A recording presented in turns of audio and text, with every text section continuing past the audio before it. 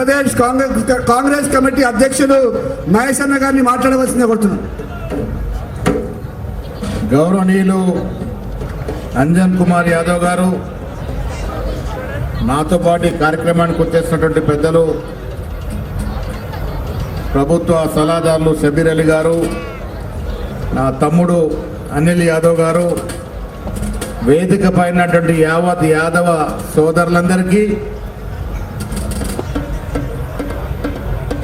వివిధ ప్రాంతాల నుంచి సదర్ పండుగ జరుపుకోవడానికి వచ్చినటువంటి యాదవ్ మిత్రులకి, మిగతా వారికి అందరికీ కూడా సదర్ పండుగ శుభాకాంక్షలు.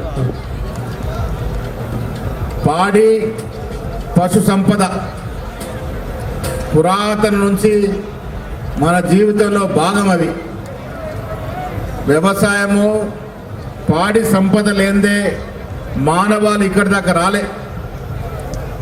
పశు సంపద ఉన్ననాడే లక్షణంగా నడిచింది ప్రపంచం. ఇవాళ ఆధునాతన ప్రపంచంలో టెక్నాలజీ ఇంప్రూవ్ అయ్యి వివిధ కారణాల వల్ల రకరకాల వస్తువులు వాడుతున్నా ఇప్పటికీ ప్రకృతి సంపద, పాడి పశు సంపద. ఇవాళ సదర్ పండుగ హైదరాబాద్లో ఘనంగా జరుగుతుంది. మా నిజామాబాద్ కూడా సదర్ పండుగ జరుపుతాము.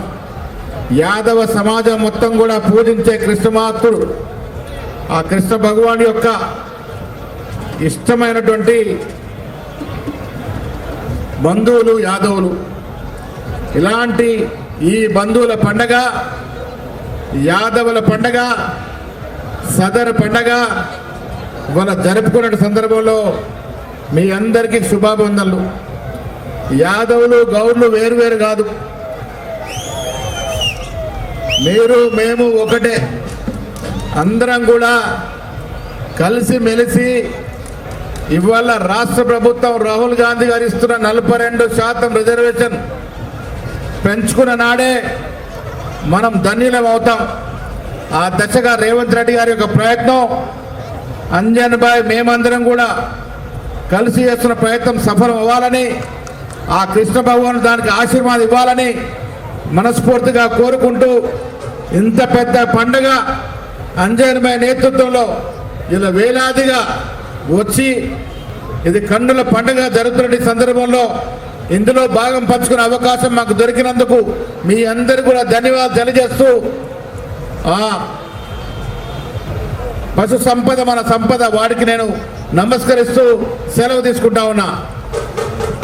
జై యాదవ్.